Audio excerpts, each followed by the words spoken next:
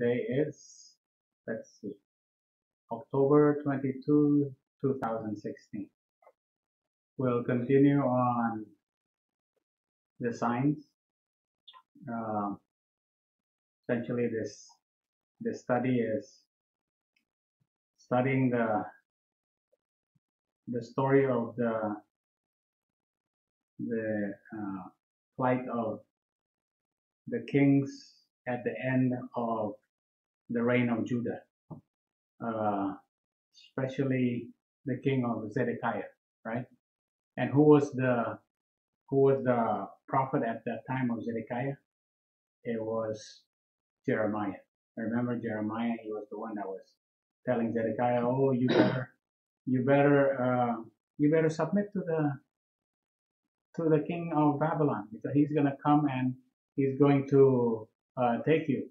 You better submit, because a remnant will come out from that captivity." Now, in that meantime, there was already at least two prophets in Babylon, and it was Daniel, because Daniel was taken at the time of Jehoiakim, and also Ezekiel. Ezekiel is already in Babylon, right?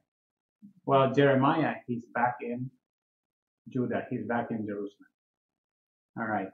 So just to get a sense of where these prophets are, we'll go back to the slides. We'll backtrack a little bit from the slides that we were on last time about the year 597 BC. All right. What happened at the year of 597 BC? Okay. All right. 597 BC. What happened on that year, 597 BC? All right. And Nebuchadnezzar, king of Babylon, came against the city, and his servants did besiege it. Right? His servants did besiege it. So there was a siege. Right? There was a siege of Babylon. And Jehoiachin, the king of Judah, went out to the king of Babylon. He and his mother and his servants and his princes and his officers, and the king of Babylon took him in the 8th year of his reign. And the king of Babylon made Mattaniah, his father's brother, king in his stead, and changed his name to Zedekiah. So Zedekiah took over Jehoiachin. Jehoiachin was taken into Babylon, and he did not die in Jerusalem. He was taken in captivity, taken into Babylon. And the year is 597, and we'll prove it because we have cuneiform, right? We did this last week. This is just a review. And Mattaniah who picked Mattaniah to be king? Nebuchadnezzar. Yeah. So Mattaniah was picked to become the king, to rule there as a puppet king, and his name was changed to Zedekiah. And the year was 597. Okay. How do we prove that? It's not easy. It's not difficult, because we did this. It is from the Jerusalem Chronicle. In the 7th year, the month of Kislev, the king of Akkad.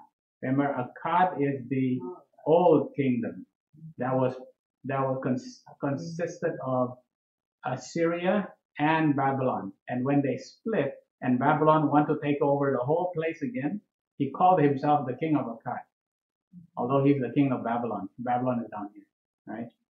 So he, which is Nebuchadnezzar, he's Nabopolassar. Yeah. He mustered his troops and marched to the Hadiland. Hadiland is all the way up to here, right? Hadiland is into Turkey. And he besieged, and then he went down and besieged Judah. In the 2nd day of the month Adar, he seized the city, he seized Jerusalem, he captured the king, and he appointed there a king of his own choice, just like what the Bible said. So this proves that the Bible is correct, right? Because this king, he appointed a king of his own choice. And who is that? Zedekiah. And he received tribute and sent to Babylon. In the 8th year, in the month Tebet, the king Akkad marched to Hadiland as far as Carchemish in the month of Sabatu. the king returned to his own land. All right, so here we go. Nebuchadnezzar. In the 7th year of the month, the king of Akkad. Okay, the 7th year. Okay, where's the 7th year? Okay, this is the 7th year of Nebuchadnezzar, right? The 7th year of Nebuchadnezzar would be here. All right, you see that? That's 7. Okay, he went, and then he went to the Hatti land, and then he went down to Judah. All right, so that would be the year 598. 598. And then in the 8th year, and the 8th year would be here, 597. All right, and then he went back 596. But the siege of Jerusalem happened on the in 597. Okay, we gotta go back to, let's see, what did it say? What year was it? Let's go back. What year was 2 Kings? Uncle Pete, can you get that 2 Kings?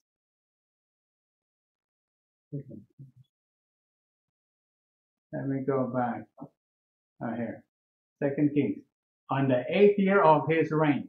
Okay? 8th year of his reign.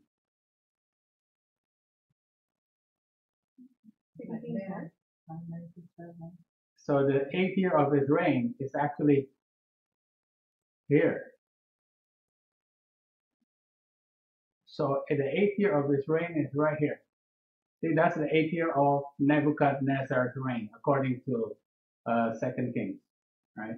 But the 7th year was when he went down to Hatti land, and then the 8th year, according to the Bible, is when he sieged Jerusalem, and we know that's 597, right? That's 597. Okay, so that corroborates what the cuneiforms say in the Jerusalem Chronicle, right? Second, we backed up 3. What? It was in the 8th year that he came and besieged the city. All right, the Nebuchadnezzar king. Okay, Nebuchadnezzar came according to the Bible in the 8th year. All right. So now we look at. So he besieged Jerusalem at the time of Jehoiachin. Right. Remember, Jehoiakim died, and Jehoiachin became king for 3 months, and then Nebuchadnezzar came, 597. Right? From that time on, he actually went into Babylon. He still lived in Babylon in captivity. All right, and from that time here, you count the year of the captivity. So when they said, Ezekiel says, okay, I was in the captivity. I was in the 3rd year of our captivity. All right. What's the 3rd year of captivity? Do you say the captivity of Zedekiah? No. You say the captivity of Jehoiachin. And remember, Jehoiachin up here is fall to fall. His reign is from fall to fall. That's when they count the years. It's from fall to fall. From Tishri to Tishri. Zedekiah, however, remember Zedekiah was spring to spring, because Nebuchadnezzar and Nabopolassar is spring to spring. So when he picked the king, he said, I'm going to change you, and you're going to be a king from spring to spring, because I'm spring to spring, so you're going to be spring to spring. So Zedekiah is spring to spring right here. Okay, that's going to be the reason why so many chronologers are confused, right? So many chronologers are confused about the book of Ezekiel.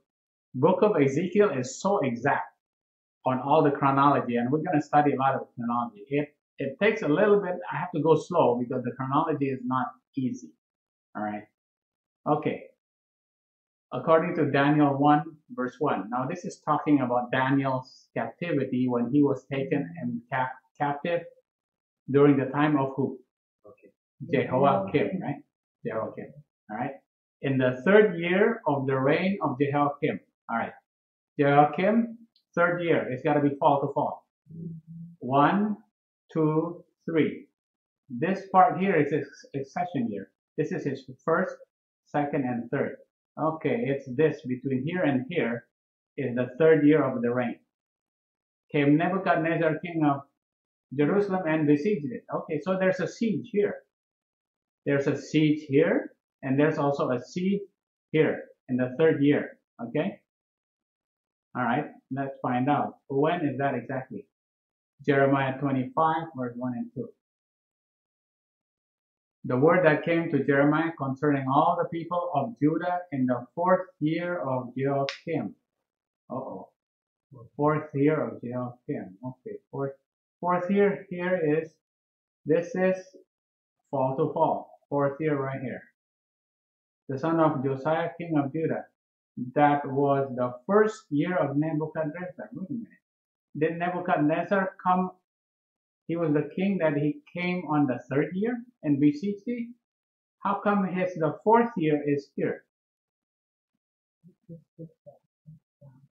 The father was supposedly, but then the father was not because they left.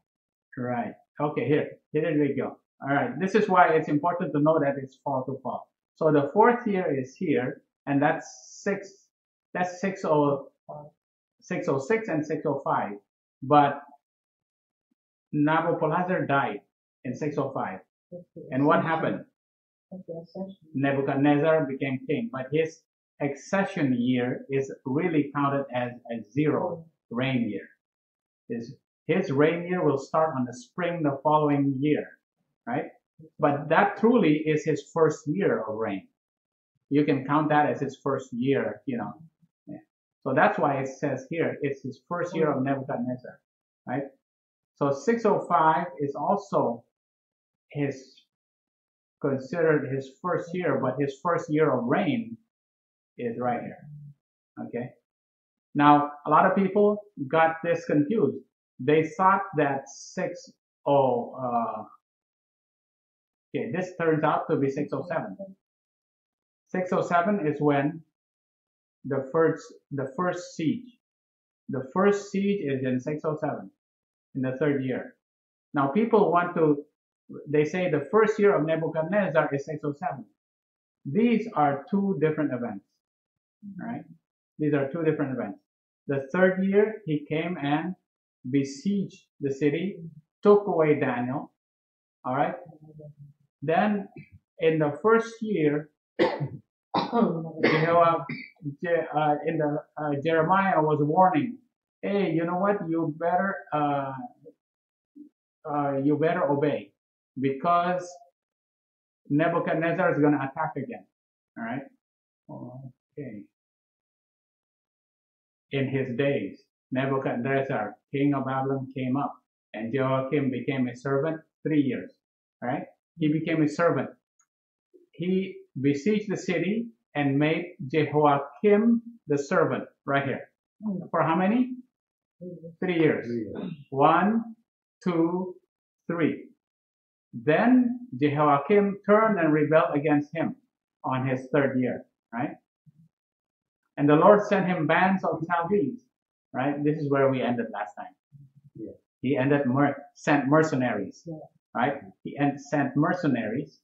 So he sent mercenaries here, right? This is why Jeremiah was saying, hey, you better. That's why he said, Jeremiah, you better, to the kings and the people, you better be subservient to Babylon. Because otherwise he's going to send bands of mercenaries to you. And that's what he did. Because Jehoiakim rebelled in 605. All right. So he rebelled, and he sent these mercenaries, and he's destroying Judah because for the sins of Manasseh. Right. The sins of Manasseh. Manasseh sinned, and because of that, 70 years they received probation. From 677 until 607. Their probation finished when the siege of Jerusalem, right? So 70 years still here. Okay, siege of Jerusalem. right? But they rebelled again. The bands were sent here. And they still rebelled. And then finally, he came and seized them again right here. No, not yet. Oh, Not yet. Oh, Yeah, that's the way that's gonna be. All right. That's gonna be later on. That's gonna be at the time of Zedekiah. He did destroy it, but not completely. All right. What happened in 605? Remember, he went and battled Egyptians in Carchemish, right? Yeah. He battled the Egyptians and the Assyrians in Carchemish. And when he battled them, King of Judah says, well, you know what? I'm going to side with Egypt. When he sided with the Egyptians, that's when he's rebelling against Babylon. So that's when the bands of mercenaries were sent. Okay? All right. That's the story at that time. Okay. Now let's see. We're still at the story of Jeremiah. Remember who Jeremiah is? He's the prophet that's what? Left where? In Jerusalem, right? And he's prophesying to the people there. You better submit, because you're going to be taken to Babylon. But if you obey and you still you serve your time there, you serve your 25-20 there, you serve your 70 years, you're just going to go there 70 years. And then a remnant is going to come back. So just do it. Just go ahead and do it. But they didn't want to listen. All right? Okay. Jeremiah 25, verse 1 to 3. The word that came to Jeremiah concerning all the people of Judah in the 4th year of Jehoiakim. This is what we read. We're going to continue this, okay? The son of Josiah, king of Judah, that was the 1st year of Nebuchadnezzar. Remember, we did this one here. That's the year 60. Oh no, that's the year here. That's the year 605. The which Jeremiah prophet spake unto all the people of Judah and to all the inhabitants of Judah, saying, from the 13th year of Josiah. Okay. Jeremiah, he's standing right here. And he says, from the 13th year of Josiah. Josiah is up here. So he's going back all the way to the 13th year of Josiah, which is up here. So it goes all the way back here, all the way back here. All right? That's the 13th year of Josiah. From the 13th year of Josiah, the son of Ammon, king of Judah, even unto this day, that is the 3 and 20th year. The word of the Lord hath come unto me, and I have spoken unto you, rising early and speaking, but ye have not hearkened. From this time here until here, for 23 years I have been preaching to you, warning you about your upcoming judgment, but you have not hearkened. Okay? So this 23rd year, so what he's doing, he's putting a synchronism between Jehoiakim and Josiah. The 13th year have to add up to the 23 years later. It has to be the 4th year of Jehoiakim. You see that? The 13th year of Josiah plus 23 will end you up at the 4th year of Jehoiakim, right? Okay? Yeah, that's what he says, right? Okay, let's see. 605, right there. Jeremiah is preaching to them, hey, for 23 years, since the 13th of Josiah, that's in 627, I've been preaching to you. Okay, let's count whether this is 23 years. All right? This is my first year here. 1, 2, 3, 4, 5, 6, 7, 8, 9, 10, 11, 12, 13, 14, 15, 16, 17, 18, 19, 20, 21, 22, 23. Right? 23 years.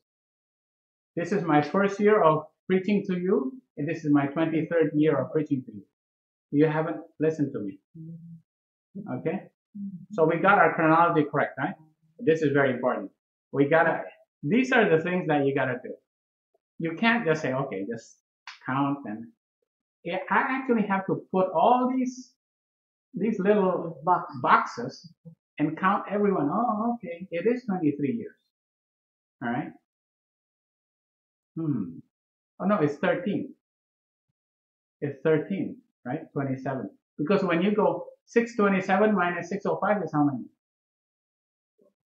12. So people go, wait a minute. If you just in your head, okay, 627 minus 605. Wait a minute. If I'm on 605 and I got to go back 13 years, it's going to end up at 628. Wait a minute. You got to count it. You got to count 627 as the first year, right? Right. So it's going to be 13. It's 23. Sorry, 23 years. 23 years, right? Because otherwise you may actually think it's 628. So when you put this in a boxes and get all the boxes correct, because one time I was putting the numbers on these boxes and I got it wrong, and I was counting. Oh God, what's happening here? Then I realized I put the boxes wrong. So once you get the boxes right, and then you get the years right, and you got fall to fall, which is the civil calendar, and the spring to spring, which is the Chariot calendar, and then the Julian calendar, and then the Hebrew calendar, all synchronized, then you can start counting. So Jeremiah preached for 23 years. 23 years up until this time. But he's captive all the way through here until Zedekiah, and he was saved. What happened to him? He was thrown into a miry ditch inside a prison, right? Zedekiah, the princes of Zedekiah didn't like what he was telling the king. So they throw him in a dungeon. In the meantime, what was happening during that time? There was a big famine and everybody was dying. He was saved inside that prison and they took him out and he was saved. Everybody else was. He died in Jerusalem. He died in Jerusalem afterwards. I think he was never taken. No, he was never taken to Babylon. No. All right.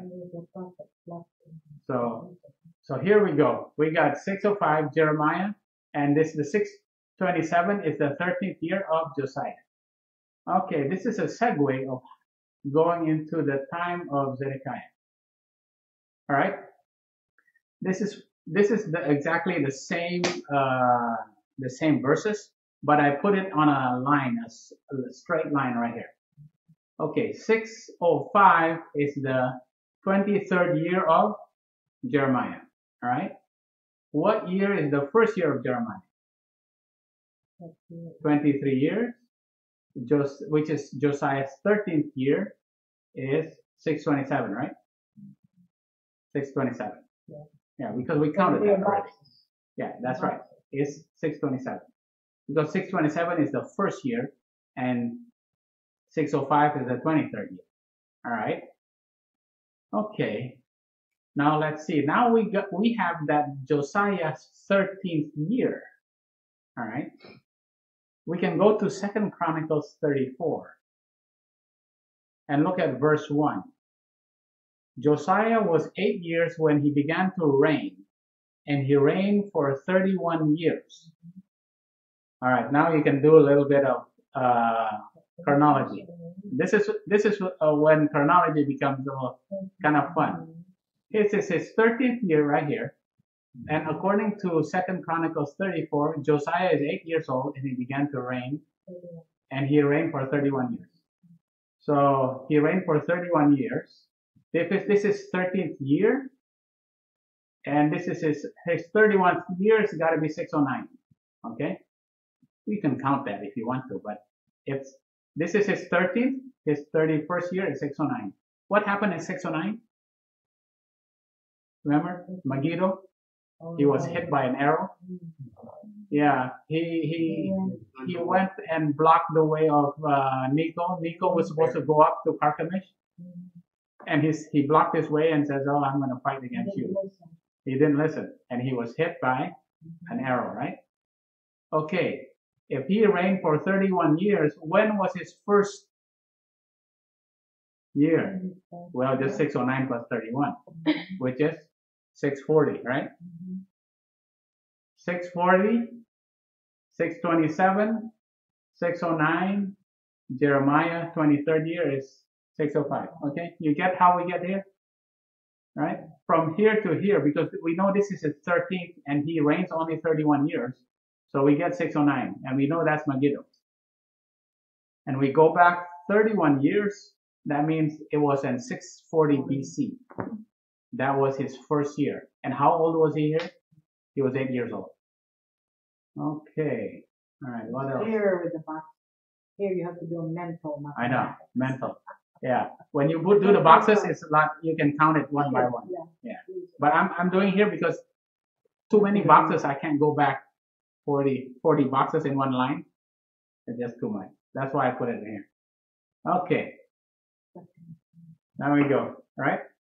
Josiah was 8 years old when he began to reign, and he reigned in Jerusalem 31 years. So we do this again. 627. He was 31 years, 8th year reign in the 609. He was Megiddo, and this is his first year of reign, which is 640. Okay.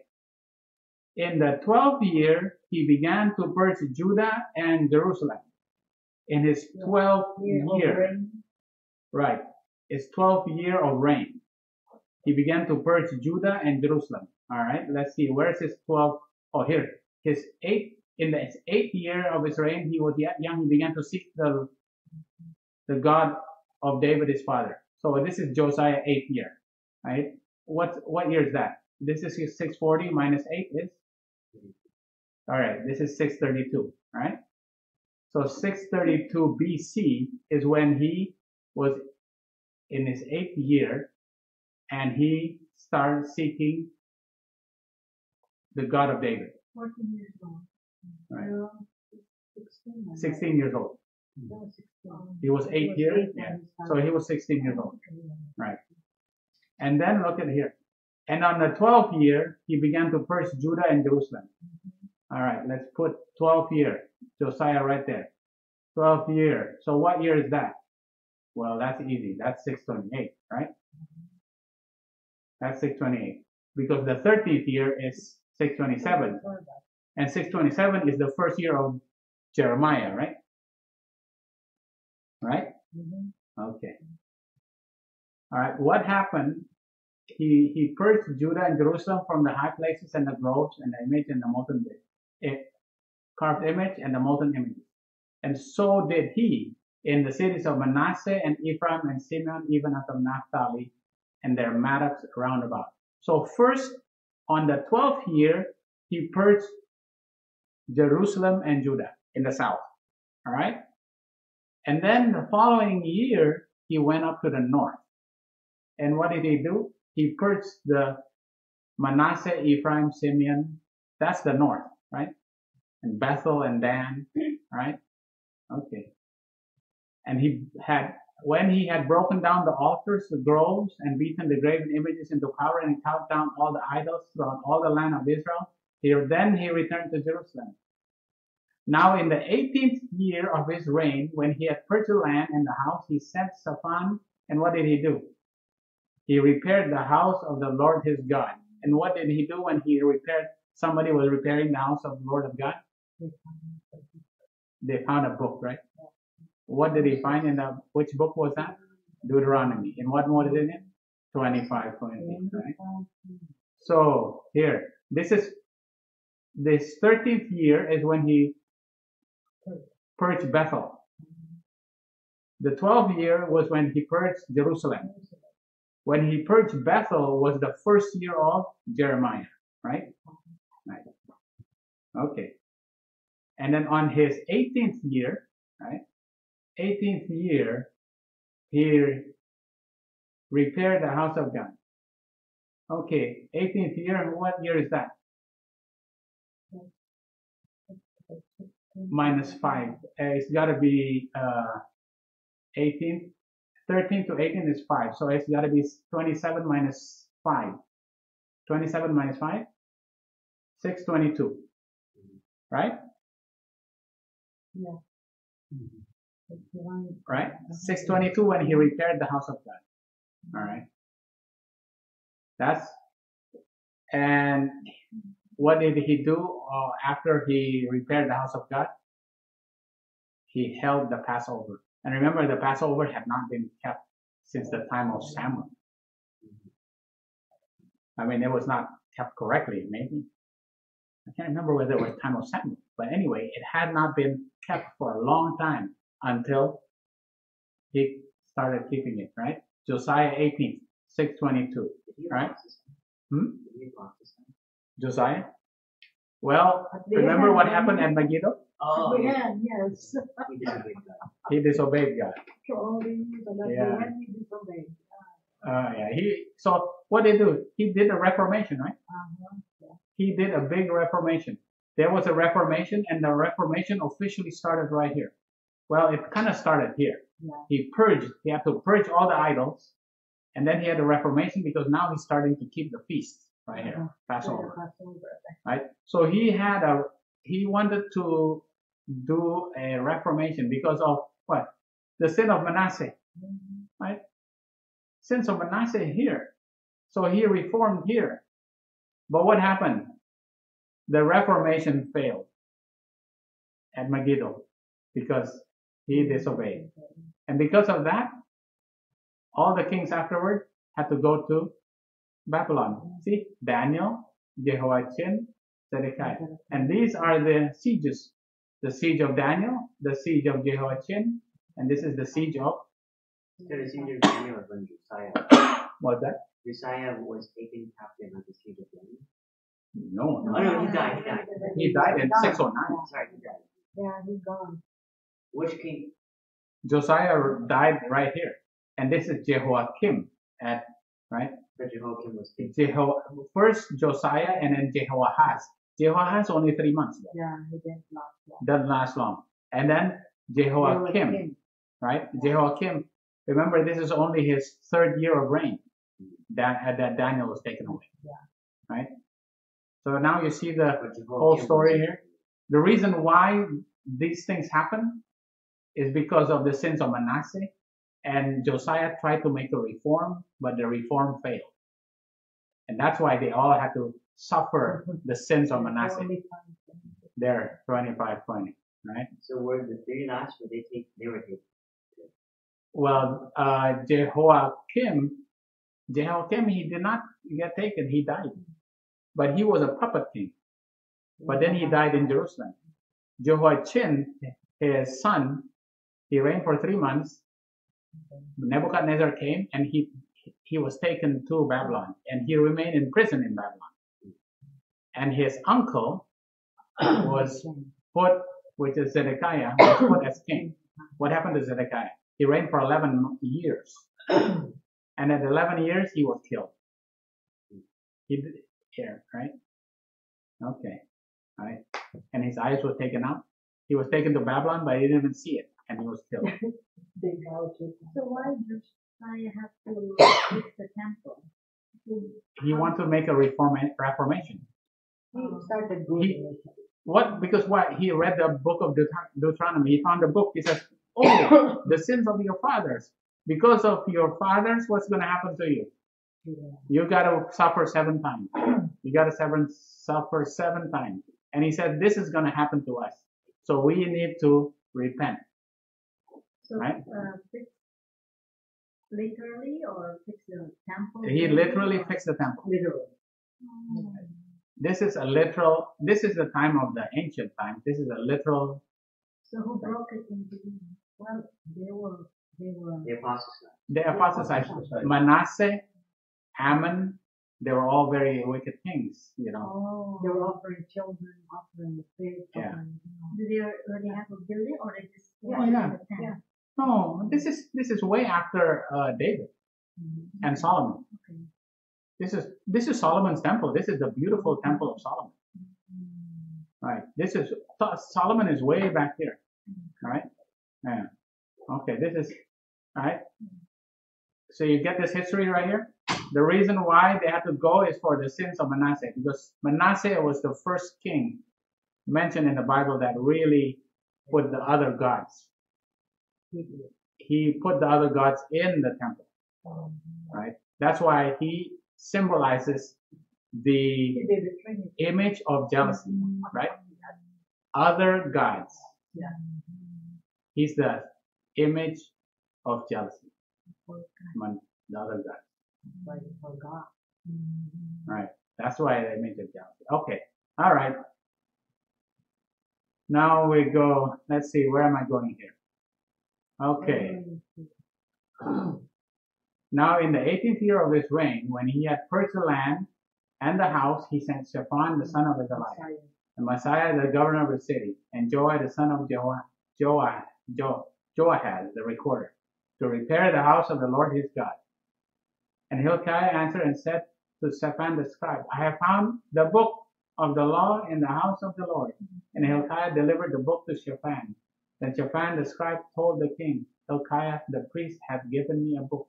And Shaphan read it before the king. So when he read Deuteronomy, and he says, oh, we are going to have to suffer our 7 times, all right, for the king, for the sins of Manasseh.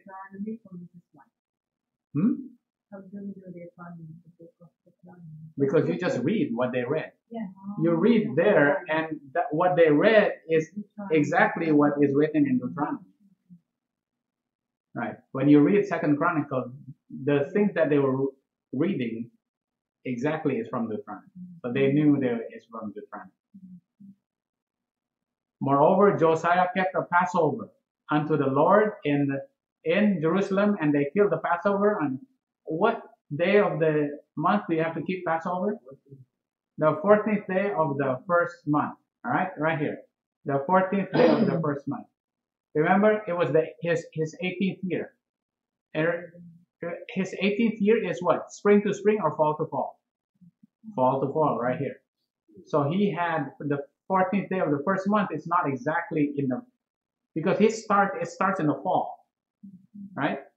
And the 14th day of the first month is several months into his reign, right here. So he had some time to prepare, right? Okay. So the 14th day of the first month is the Passover. Okay. All right. Josiah had a Passover. And on prior to that, he had purged the altars at Bethel. Remember? Right in the north. A year prior, he purged the altars in Jerusalem. All right. Now the altars of Bethel, that was a fulfillment of a prophecy, right? Who prophesied that Josiah is going to purge the altars in Bethel? Who was the prophet that prophesied that Josiah by name is going to come and destroy the altars in Bethel? No. It's way back. It's way back. Going way back. Okay. No, Samuel. Samuel is way farther. Way back. No, not Moses. No, not Moses. It was the disobedient prophet. Remember the disobedient prophet? I don't think that guy has a name. Yeah, he doesn't have a name. It was a disobedient prophet. Like the lion. That's right. Yeah. He was on the way to the north. That's right. We're gonna do it that a little bit. 3 centuries had passed. This is Ellen White in Review and Herald. 3 centuries had passed during the Reformation wrought by Josiah. Right? The Reformation. The king found himself in Bethel. Right? That was his 13th year. Where stood this ancient altar. The prophecy uttered so many years before in the presence of Jeroboam. Jeroboam. When was Jeroboam? After Solomon. After Solomon. No, the kingdom was split. Right? The sticks were taken apart. Okay? Right? When the 2 sticks were split, that's when Jeroboam. And at the time of Jeroboam, there was a prophecy. The prophecy uttered so many years before, more than 300 years 3 centuries, right? This is a chronological, Ellen White put some chronology, but Ellen White is a little bit vague as Yeah, far. She doesn't say 352, She goes like more than 300 years, okay? All right. It's not very specific feeling. Right. No. It's not. Because the other thing that, people have to go in and study for themselves. She's not going to put in every single detail for everybody to, all right. Plus, I think her vision also is not really to the letter.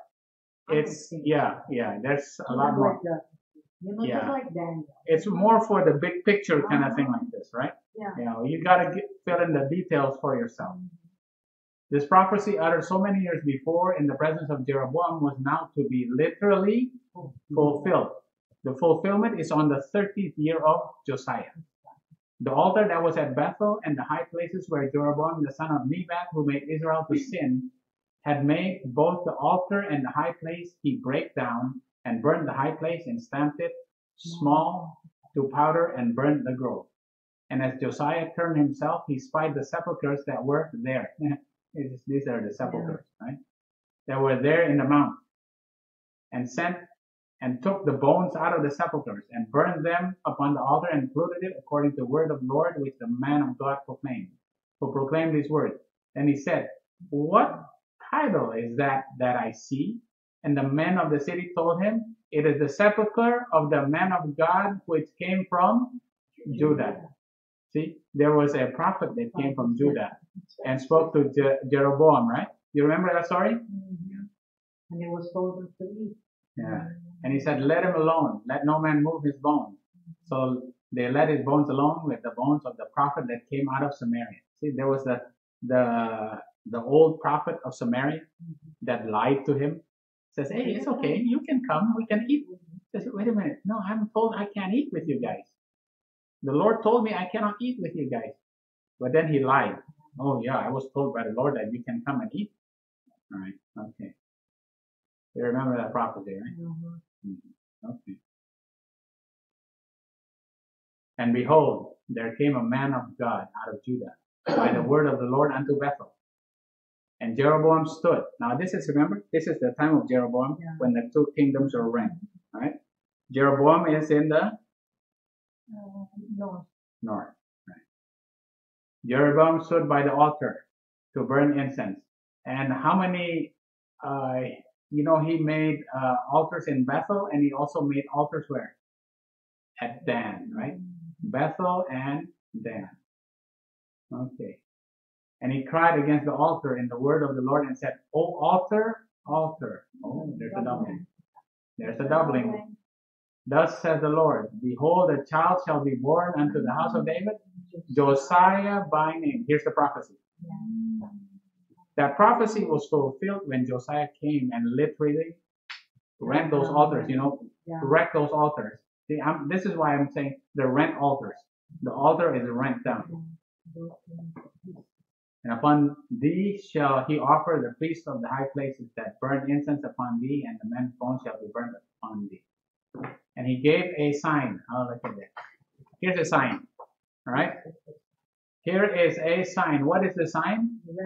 The rent altar. "This is the sign which the Lord has spoken. Behold, the altar shall be rent, and the ashes that are upon it shall be poured out." And it came to pass when Jeroboam heard the saying of the man of God, which had cried against the altar of Bethel, he put his hand from the altar, saying, "Lay hold on him." And his hand which he put forth against him dried up, so he could not pull it in against to him. The altar was also rent, and the ashes poured out from the altar, according to the sign. Right? The sign is this, the rent altar, which the man of God had given by the word of the Lord. And the king answered and said unto the man of God, "Entreat now the face of the Lord thy God, and pray for me, that my hand may be restored me again." And the man of God besought the Lord, and the king's hand was restored to him again, and became as it was before. Right? So this is the sign. The rent altar is the sign, and it's going to be fulfilled, right? More than 3 centuries later. Right? Okay. So this prophet that came from Judah and gave this prophecy to Jeroboam, the king of the north, right? The king of the northern kingdom, right? Prophesied about Josiah. And he was told by the Lord, no, you cannot go eat with them. And Jeroboam said, oh, come, let's eat with you, and I'll give you a prize. I'll give you something. He said, no, I can't go eat. So what did he do? He went on his ass and rode away. Then there was another prophet of Samaria, an older prophet, and says, hey, what happened? Right? Oh, there was this prophet that came from Judah. Okay, let me go and find him. So he went with his ass, went there and chased down this prophet that was heading back to Judah.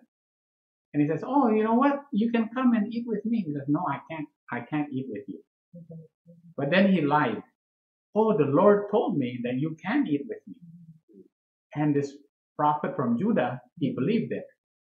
Right? He believed the lie. So he went and ate with this man.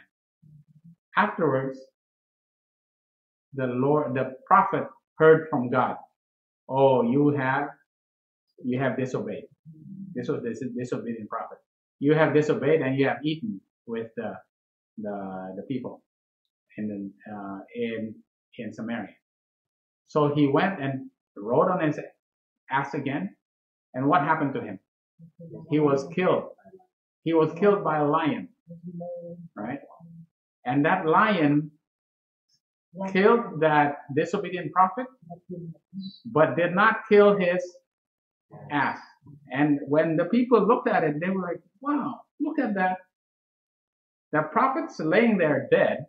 There's a lion and there's an ass standing right there. Now, is that prophetic? Yeah, right. Remember that story? We did that, right? Yeah, because that's also, so who's that disobedient that is going to be? Well, that's also going to be America, but it's also Josiah. Josiah, he's going to be killed, right? He's disobedient, and he's killed, right? He's killed at Megiddo, right? So that's awesome. So what's the ass stand for our time?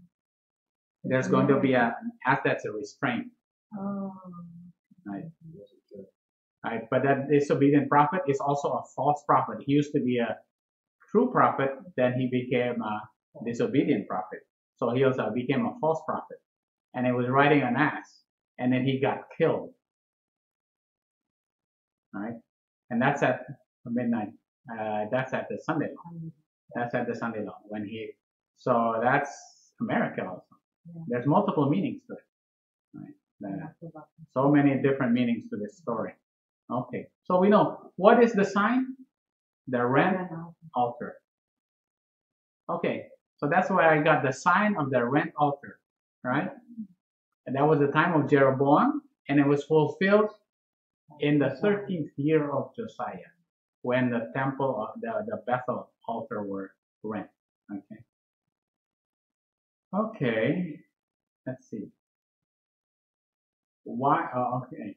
The king sought further to establish the faith of Judah in God of their fathers by holding a great Passover feast, in harmony with the provisions made in the book of the law. Preparation was made. So here is Josiah. He was making a Passover, right? But the zeal of Josiah, acceptable though it was to God, could not atone for the sins of past generations, nor could the piety displayed by the king's followers affect a change of heart in many who stubbornly refused to return from idolatry to the worship of the true God. So what Manasseh did had tainted the people of Judah. Even though he tried to do reformation, the people were already could not. There was a lot of people that could not go back. Right? Like unto Josiah, there was no king before him that turned to the Lord with all his heart and all his soul and all his might, according to all the law of Moses. Neither after him arose there any like him. Notwithstanding, the Lord turned not from the fierceness of his great wrath. So the Lord was still angry because of all the provocations that Manasseh had provoked him withal. right? Because he had worshipped other gods, right? The image of jealousy. The time was rapidly approaching when Jerusalem was to be utterly destroyed and the inhabitants of the land carried captive to Babylon. There to learn the lessons they had refused to learn under circumstances more favorable. So during the time of, peace, you are given lessons to study, but you don't want to listen to it. Now you're going to have to listen to learn your lesson during a time of captivity. Right. Okay. So the sins of Manasseh and the stubborn people who refused, they were given a probation of 70 years from the time of Manasseh till the time of Daniel. And then Nebuchadnezzar came. Right. And then they have to serve for 70 years. Right. All these 70 years. Right. Until the time of Cyrus. Right. Okay. Let's see. More chronology here. Now in the 18th year of his reign, when he had purged the land and the house, he sent Shaphan the son of Azaliah, all right, and Messiah the governor of the city, and Joah the son of Jehoahaz the recorder, to repair the house to the Lord his God. Okay, and it was the 14th day of the first month. All right, so this was Bethel right here, 627. This was the prophecy was fulfilled, right? For more than 300 years. This is the rent altar. So he rent altars right here in Bethel, right? And what did he do? In 622, he made a Passover. The 14th day of the first month, 622, he made a Passover. That's the 18th year. First Passover for a long time. It was for a very long time he made a Passover.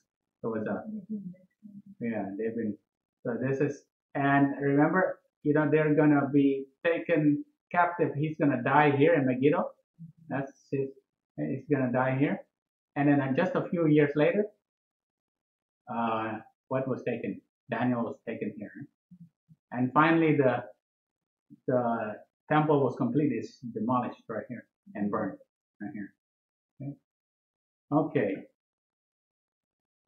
Now we have to go to Ezekiel now. We were doing Jeremiah. Jump to Josiah. All right. Make sure you don't get all these Jeremiah, Josiah, and now we go to Ezekiel. All right. Ezekiel 1, verse 1 to 3. Now it came to pass in the 30th year, in the 4th month, in the 5th day of the month, as I was among the captives by the river of Chebar, that the heavens were opened, and I saw visions. And the visions here are Mara visions, right? Mara visions. There's a difference between Mara and Mare. Mare is the appearance of Jesus. Mara is the reflection of the character of Jesus. Right? Mara is the reflection of the character of Jesus. So I saw visions of God in the 5th day of the month, right? In the 5th day of the month, which was the 5th year of King Jehoiachin's captivity. So the word of the Lord came expressly unto Ezekiel the priest. Ezekiel is a what? He's a priest. All right. This is very important. He's a priest, right? Because this is also talking about the history for the priests in our time. The son of Buzi in the land of Chaldeans by the river Chebar, and the hand of the Lord was there upon him. And remember, this was the vision of what? The wheels within the wheels. This is the first chapter, Ezekiel 1 verse 1. It came, now there's the 30th year, what, let's see, 5th day of the month, 5th year of the captivity. All right. Jehoiachin's captivity means it's what? It's a fall to fall. All right. We gotta stay in the fall to fall. Right. Gotta be in the fall to fall. In the 5th day of the month, which was the 5th year of Jehoiachin's captivity. Okay, Jehoiachin's captivity here. All right, 1, 2, 3, 4, 5.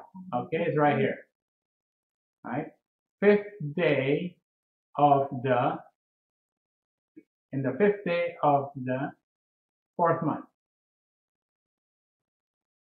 5th day, 4th month. Here, I didn't underline this. 4th month, 5th day. Okay, 5th day of the 4th month. 592, right here. Okay, we establish this right here. Okay. All right. Now this gets to be very gets to be very detailed. All right. Okay, I gotta back up a little bit. I gotta back up here. He says in the 30th year, right? From here you gotta go back 30 years. Right? Go back 30 years. Let's count. 1, 2, 3, 4, 5, 6, 7, 8, 9, 10, 11, 12, 13, 14, 15, 16, 17, 18, 19, 20, 21, 22, 23, 24, 25, 26, 27, 28, 29, 30, right? 621. From 592, and it came to pass in the 30th year. This is the 30th year. This is the first year. Okay, what happened? Why is he counting from 621 until 592? Right? Why is this significant? Why is this year 621 is significant? You know, you think about, well, the Passover is right here. This is the Passover right here. And this is the following year. For some reason, Ezekiel is counting down. This is an important year, and he counts this year as the 30th year from this year. Okay? All right. There is something very significant about this, and it has something to do with the sabbatical years. All right? Sabbatical years. Okay, we're going to do this a little bit. How many feasts do the men of Israel have to observe? Thou shalt observe the Feast of Weeks, the first fruits of the wheat harvest, and the Feast of Ingathering at the year's end. Thrice in the year, 3 times in the year, shall all your men children appear before the Lord of God, the God of Israel. Where? You got to go to the feasts where? In Jerusalem. There's 3 of them that you got to go. So are you there now? Anyway. All right. Anyway, there's 3 that you got to go to. All right. The Feast of the Weeks, First Fruits, and the Feast of Ingathering. Okay. Feast of Weeks. Right. Which one is the Feast of Weeks? No, it's not Tabernacle. Feast of Weeks, First Fruits of Wheat Harvest. We know the first fruits of wheat harvest. This is the wave sheaf, right? This is right after the Passover, right? This is in the month of Nisan, right? 14th day, 15th to the 22nd. This is the first fruits. Feast of Weeks. What is Feast of Weeks? Okay. Feast, 3 times you gotta go. Feast of Unleavened Bread. All right, that's the first fruit, right? Feast of Harvest. Okay, Feast of Harvest is gotta be this one. Feast of Ingathering. Right? Oh, Feast of Harvest, Feast of Ingathering, which is in the end of the year. Right? Feast of Ingathering is at the end of the year. Now, when you look up the year end, at the year's end, wait a minute. The end of the year, isn't that at the end, the 12th month? The Feast of Ingathering at the year end. The end of the year is actually the turning of the year. Right? There's going to be a Feast of Ingathering. Feast of Ingathering is, thou shalt observe the Feast of Tabernacles. Right? That thou hast gathered in thy corn and thy wine.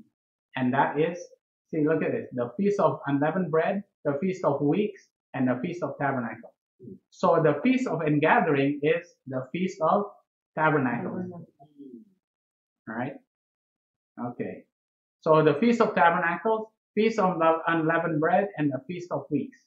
Feast of Weeks is Pentecost, because it's 7 weeks, and then on the 50th, because 7 weeks is 49 days, and on the 50th day is Pentecost, right? Yeah. So I was wondering, that all the 3 festivals, then you have the 7 weeks, yeah. Okay. Now remember, the Feast of Tabernacles is at the end of the year.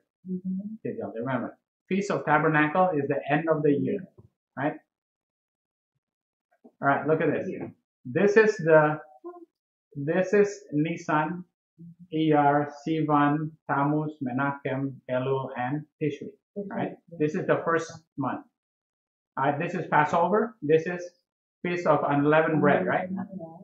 Now you have to go to Jerusalem here, okay? Yeah. And then 7 weeks after this, 1, 2, 3, 4, 5, 6, 7. So wait a minute. This is the this is the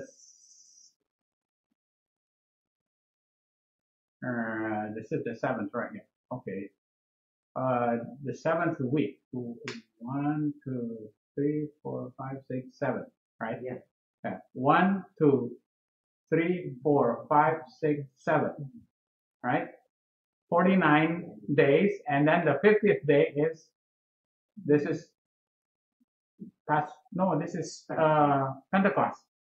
This is Pentecost. This is the Feast of Weeks. You gotta go to Jerusalem here.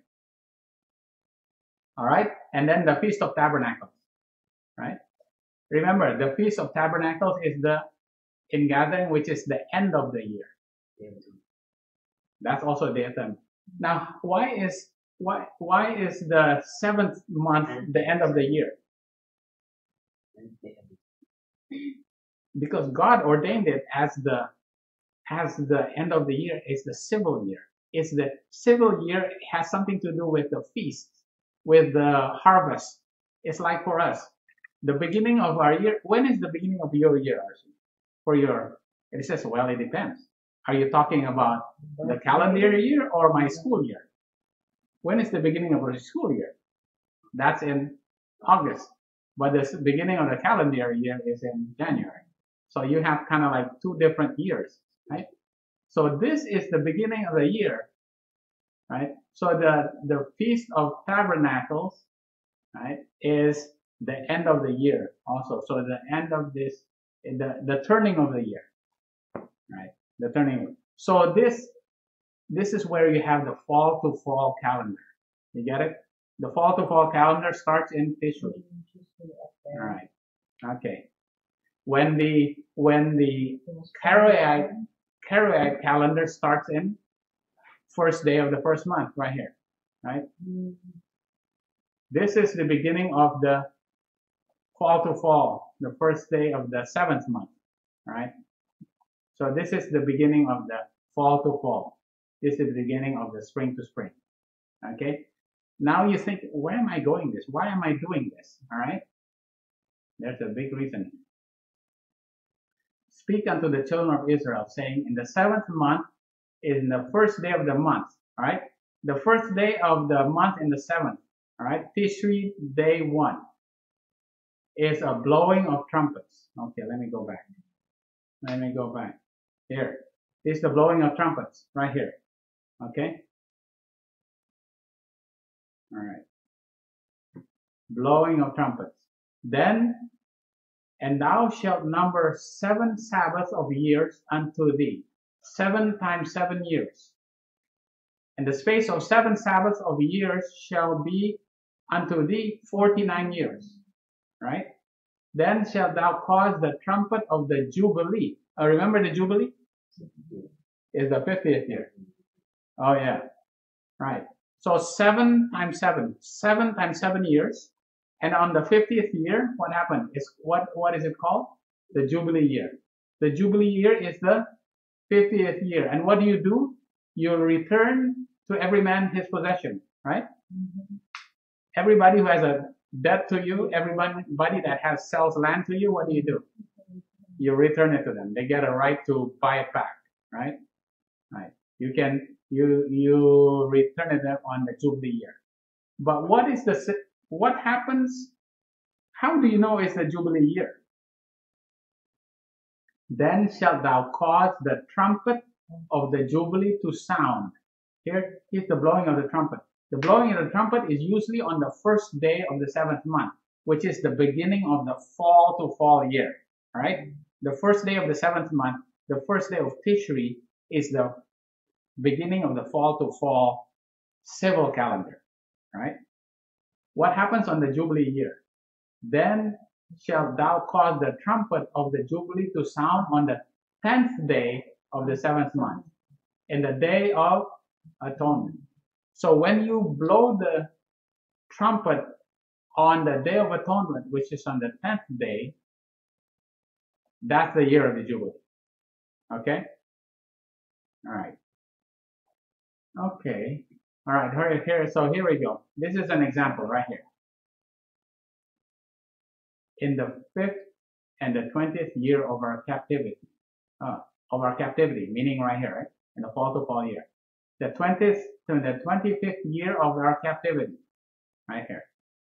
In the beginning of the year. Now this beginning actually is Rosh. Beginning means Rosh, which just means head, excellent, first, beginning. Year is what? Year means Shana. Have you heard of Rosh Hashanah?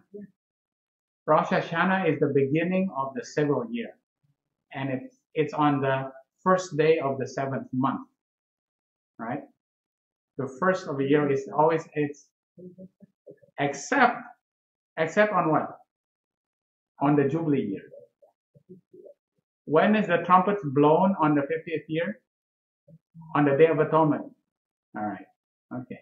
So what here? On the 5th and 20th year of our captivity, in the beginning of the year, in the 10th day of the month, in the 14th year, see, on the 10th day of the month,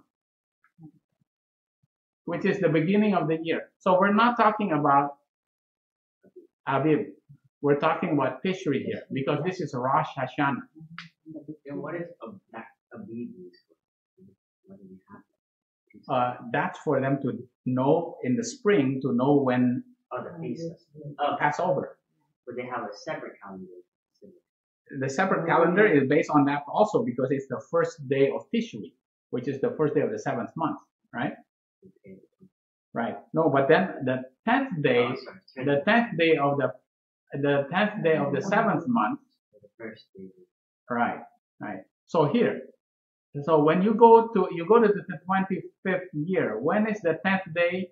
The 10th day would be here. No, it can't be, because that's in the 26th year. So it's got to be in the beginning of this year. It's got to be right here. Right. The 10th day of the first. So this year becomes the Jubilee year. The year 572 is a Jubilee year. All right. Okay. Now the Jubilee year is 49 years, 7 times 7, which is 49. And on the 50th year is the Jubilee year. And how do you know it's a Jubilee year? Because the trumpet is blown on the Day of Atonement, on the 10th day of the 7th month. All right. Now, this is what I was working just up until now. All right. This is what, remember, Ezekiel said he was standing right here. He was on the 5th day of the 4th month. And he said that's 30 years. And 30 years going back is 621. Right? What's the significance of 621 here? Because here we remember, this is a Jubilee year. Jubilee year. This is a sabbatical year. This is the 49th year. It's a sabbatical. Here's another sabbatical year. I put it all in green. Here's a sabbatical year. Here's a sabbatical year. Here's a sabbatical year. Here's a sabbatical year. There's going to be 7 of them. sabbatical year, and here's a sabbatical year. The sabbatical year is right at Josiah's Passover. Right after Josiah's Passover is a Jubilee. This Jubilee only happens 50 years later, right? Here. And this is 49th year. This is the 50th year, which is year 1 again of the cycle. So on the Jubilee year, you have to release you have to give back everything, and it's a very important year because this year you cannot plant anything. What happens on this year? You don't plant anything either. You just eat off the land. Right? It happens again right here. This is 50 years here. This is so when Ezekiel says this is the 30th year, what was he counting from?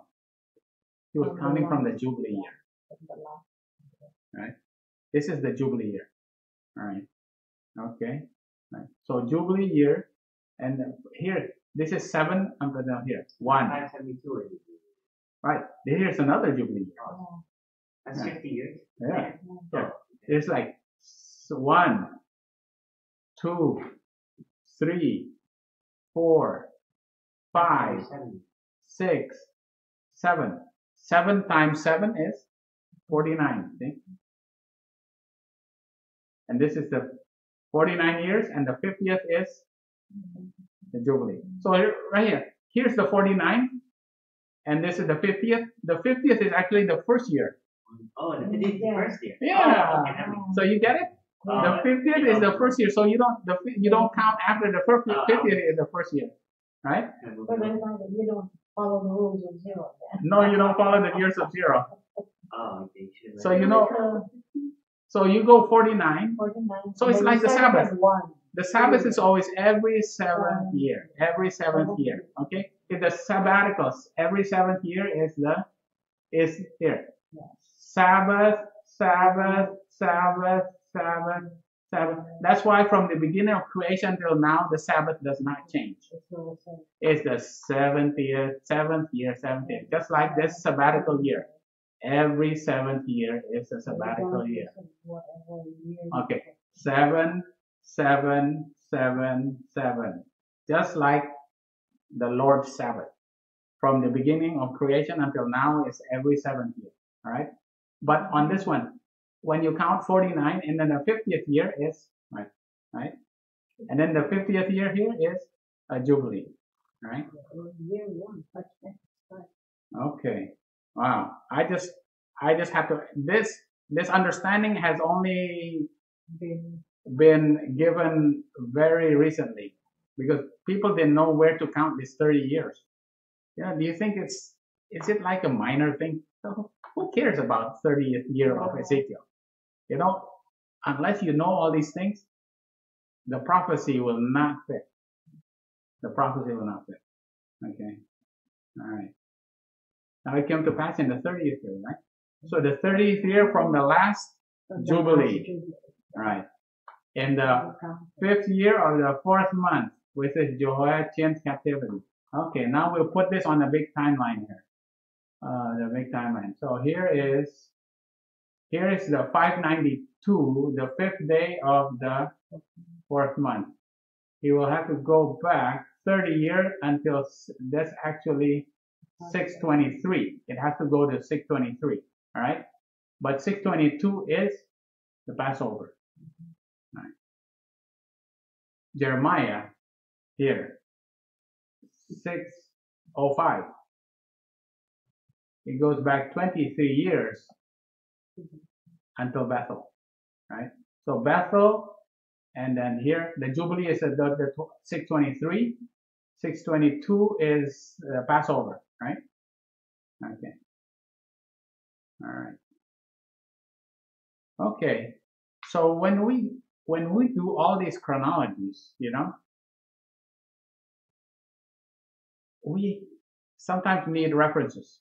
Where do we find the references? So when we want to do chronology, well, now we have people that we go on the internet and find out, but the internet is completely wrong on the majority of things, okay?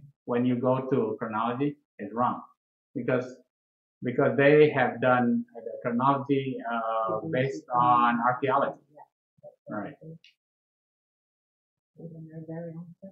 Even our pioneers, who did they have to go to? They have to go to James Ussher, right? This is Ussher's chronology. Now I'll put this all down here. Cyrus' decree, Artaxerxes 457, probation closes, Stephen is stoned 34 AD, right? Jerusalem is sieged. It's not 597. He puts 599, right? The kingdom is rent is 977. It should be 1977. He's off by 2 years. 1095, Saul is anointed. It should be 1090. He's a little off by about 2 years. Now, when you look at Ellen White's chronologies, all the things that she writes about chronologies, it's kind of associated with Ussher. Because they were used. Right? Yeah, they were using. And what did Ussher use for his chronologies? Remember, the cuneiforms were not deciphered there. Yeah, the Ptolemy, and he just used the Bible. He used the Ptolemy to get 457. He has to use the canon of Ptolemy, but he basically just used the Bible and figured all these things out, right? And Ellen White based a lot of her chronologies based on this, although it turned out that it's a little off by a couple of years on some areas, right? Specifically around here, it's off. Here is a little bit more off. From here, 457, this is not off. This is pretty good right here. This is, right? But from here, he is a little bit off just by a few years. Now, when you go to modern chronology used by, religious teachers and theologians, right? Whose chronology will they use? This guy. His name is Edwin Thiele. Now, Edwin Thiele is a Seventh-day Adventist archaeologist who was a missionary to China. He graduated from Andrews University in 1960 with a BA degree in ancient languages, and then he became a missionary in China for 12 years. And then when he returned to the United States, he went and studied archaeology and got an MA degree at the University of Chicago in 1937.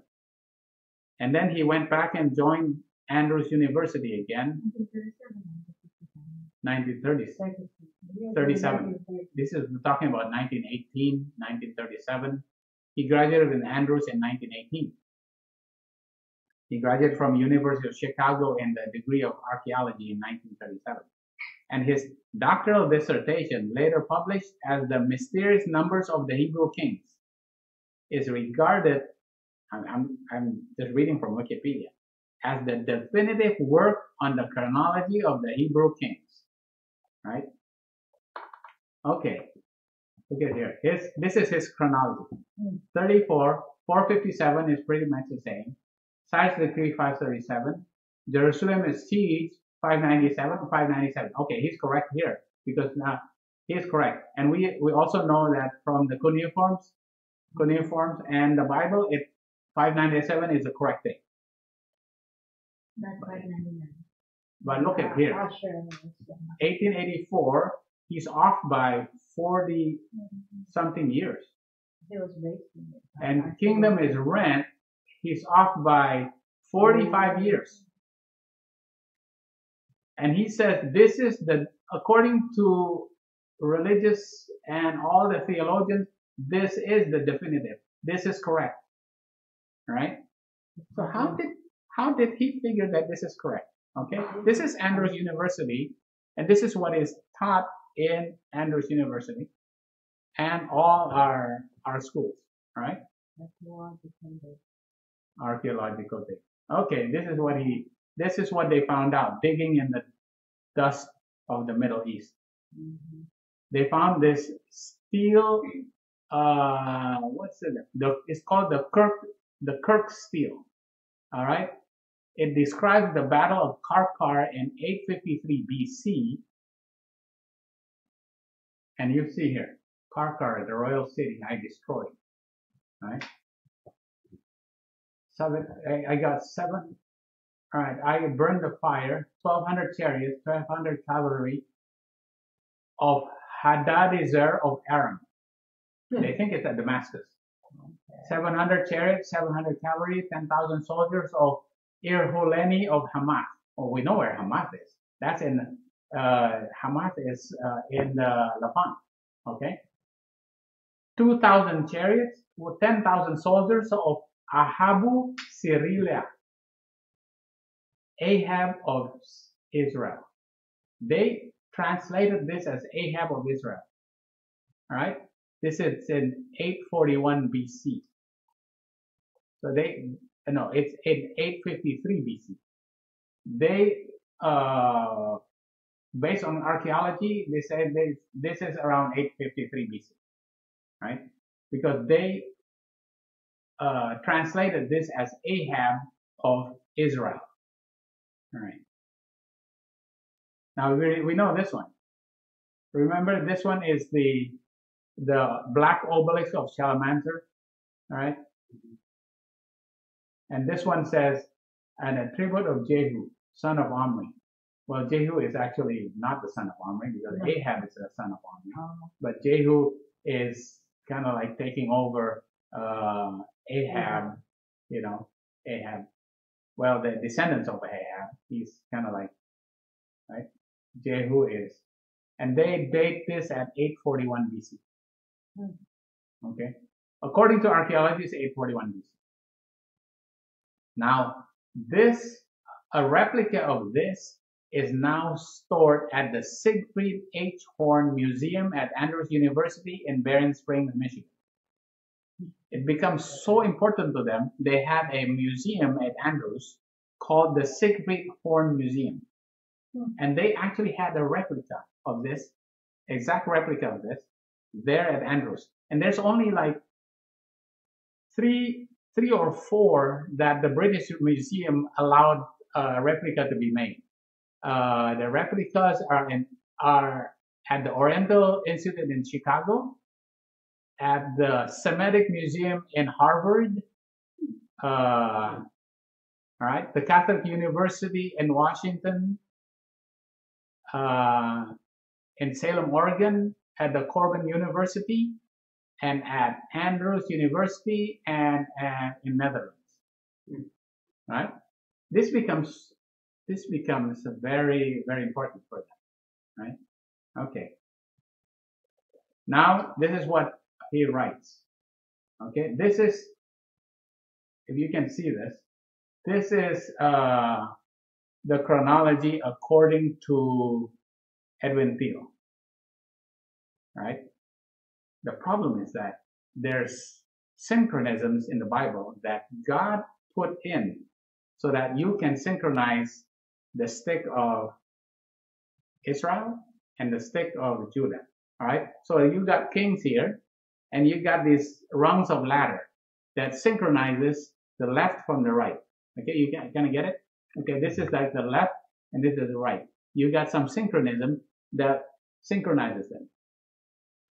And it is, God put it for a reason, right here. In the 12th year of Ahaz, king of Judah, began Hoshea, the son of Eli, to reign in Samaria over Israel 9 years. Okay, the 12th year of Ahaz. Let's look for Ahaz. Where is Ahaz? Ahaz is right here, right? Ahaz is a king of, this is Judah, this is Israel, all right? Ahaz, king of Israel. Okay, you gotta take out your pens. Here, take out your pens. The 12th year of Ahaz, 735. All right. If his first reign is in 735, his 12th year is what? It's 723, right? Oh, sorry, going back. Right. It's gotta be 723. So the 12th year of Ahaz is 723. Okay, write 723 down. Okay, this is Edwin Thiel's chronology right here. Okay, began Hoshea the son of Eli to reign in Samaria. Okay, when did according to Edwin Thiel, Samaria, Hoshea reigned. Right here. Can you read that number? 732. Wait a minute. According to the Bible, there's got to be a synchronism between the 12th year of Ahaz and the first year of Hoshea. 732 is not the same as 723. Do we have a problem here? Does Edwin Thiel have a problem? What is he saying? What year? Oh, He says, right here, year of Hoshea is 732, and Ahaz, he says, starts at 735. Now he says, well, you know, he was a co-regent with his father from 735 until 732. Even if you go 732 here, you go 12 years, it's still not, it's 732. Because it's got a 12 years. Can you imagine? This is Edwin Thiel's chronology right here. Okay, there's another one. Now it came to pass in the 3rd year of Hoshea, son of Elah, king of Israel. Okay, 3rd year of Hoshea, 732 minus 3. What is that? 729, right? Okay, remember 729. 729 has to correspond with that Hezekiah, the son of Ahaz, of king of Judah, became king. So 729 has to be the same year as Ahaz, which is the year of Hezekiah, 716. Who are you going to believe? The chronologers that use archaeology or the Bible? I don't know. It's just it's so easy for me. I mean, I can't believe it. Right? So what happened is the 2nd and the 3rd revision, somebody had to make a kind of like an adjustment. They had to make an adjustment. So the people were going, wait a minute, how do you explain this? This is your chronology, but how do you explain this? You know what Edwin Thiel said? You know, the Bible was written wrong by the inscribers, by the people who copied it. The people who were copying the Bible over and over again, they got it wrong. Okay. Because according to archaeology, Ahab was on this year and Jehu was on this year, according to archaeology, and that's right. And you know what? The inscribers of the Bible is wrong. If he's going to question the Bible, then So you know, it's just incredible. And they put that obelisk. It's so important for them. They put it in the Andrews University library as a Siegfried Horn museum, and they make that a kind of like a more important symbol of their understanding of the Bible, rather than this. Isn't Siegfried Horn also a Seventh-day archaeologist? Oh yeah, he's a very prominent. Siegfried Horn is a very prominent archaeologist. He's one of the first ones that figured out fall to fall and spring to spring and all that. But I mean, This is incredible. saying that his chronological thing also based on archaeology. Look, we do one more. We'll do 2 more slides, okay? And it came to pass in the days of Ahaz, the son of Jotham, the son of Josiah, king of Judah, and Rezin, the king of Syria, and Pekah, the son of Remaliah. Remember this? This is 25:20. Isn't this? Right? Yeah. All right. It's at the time of king of Ahaz. Who is this? Isaiah. Isaiah was the prophet. And he goes to the king of Ahaz, right? Here's the king of Ahaz right here, right? King of Ahaz. He says, King of Ahaz, unless you believe and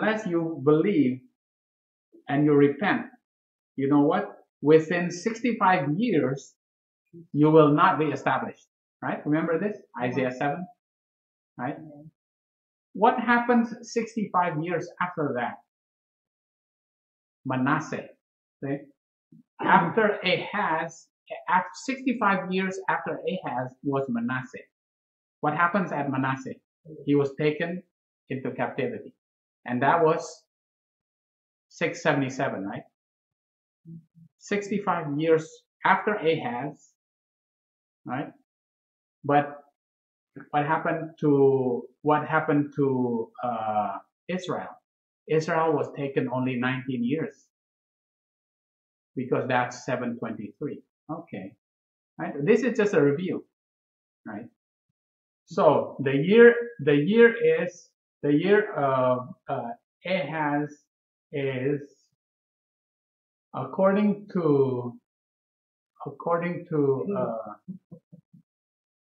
Theo is 735, right? Here is 735, right? The year of Ahaz is 735, and it says from the year of Ahaz until Manasseh is taken captive, it's got to be 65 years. 65 years. Okay, here you go. This is Jeroboam. This is Ahaz. 742. It's got to be 65 years until. Okay, this is Hoshea because this is 19 years.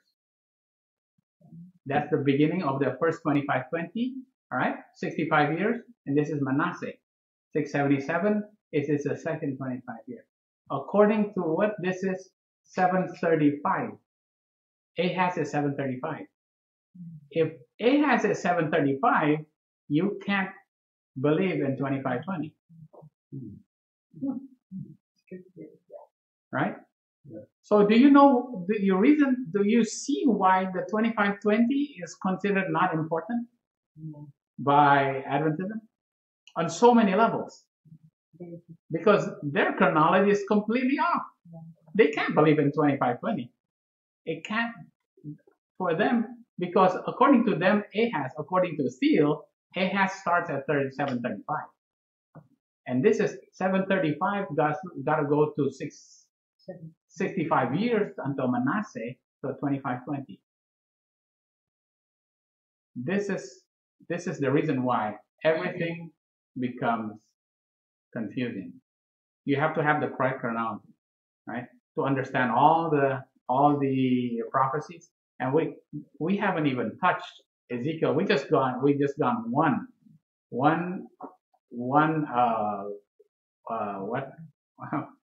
prophecy in Ezekiel, right? Ezekiel 1 verse 1, right? But unless you know the chronology and you put the Bible higher than archaeology, can you imagine that he said, okay, archaeology is actually more important than the Bible when you understand the Bible. Yeah. You're not going to get any of those prophecies, especially in the ones in Ezekiel, right? So this is what we're studying. We'll study more. We'll continue next week. Some more studies, some more chronology, prophecy, and that's the more sure word of. That's the more sure of prophecy. Okay, all right. I'm going to dissolve right here, and then so we're going to pray. We'll keep it going because the live stream will cut off right now if I shut off. All right, let's pray.